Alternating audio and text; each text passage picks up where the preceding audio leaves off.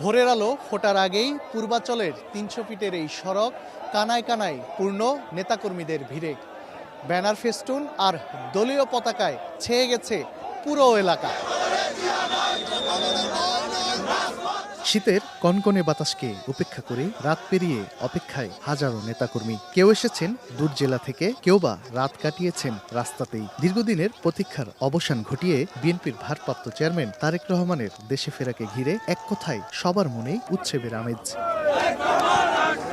নেতাকর্মীদের চোখে একটাই প্রত্যাশা, তারেক রহমানের প্রত্যাবর্তনের মধ্য দিয়ে দেশের রাজনীতিতে সূচিত হবে নতুন অধ্যায়। ফিরে আসবে গণতান্ত্রিক ধারাবাহিকতা আর নতুন করে উজ্জীবিত হবে বিএনপির রাজনীতি। শহীদ রাষ্ট্রপতি জিয়াউর রহমান সৎভাবে রাষ্ট্র পরিচালনা করে গেছে, সেও সেইভাবে দেশ পরিচালনা করবে ইনশাল্লাহ। ওনার নেতৃত্বে ৩১ দফা বাস্তবায়নে বাংলাদেশ নতুন করে সাজবে। বিগত ১৭ বছর ধরে দেশে কোনো গণতান্ত্রিক অবস্থা ছিল না।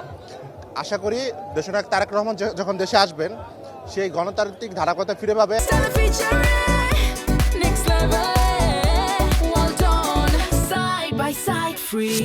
নেতাকর্মীরা বলছেন, সব ষড়যন্ত্র ভেঙে তারেক রহমানের নেতৃত্বে নতুন করে সাজবে বাংলাদেশের রাজনীতি। এরকম দেশপ্রেমিক নেতা দীর্ঘদিন পরে বাংলাদেশে আসছে। আমাদের প্রত্যাশা যে একটা সুন্দর বাংলাদেশ বিনির্মাণ হবে, গণতান্ত্রিক বাংলাদেশ। সকল ষড়যন্ত্র ইনশাল্লাহ দুর্নিশ্বাত হয়ে যাবে এদেশের মাটিতে তিনি পাড়া দেওয়ার পরেই। মানুষের মধ্যে একটা আশা আকাঙ্ক্ষা রয়েছে যে তারেক রহমানের হাতেই বাংলাদেশ নিরাপদ। দীর্ঘ ১৭ বছর পর তারেক রহমানের দেশে ফেরা শুধু একটি রাজনৈতিক প্রত্যাবর্তন নয়, এটি বিএনপির নেতাকর্মীদের কাছে আবেগ, প্রত্যাশা আর সম্ভাবনার এক নতুন অধ্যায়। তানভীর হাসান মেঘ, সময় সংবাদ, ঢাকা।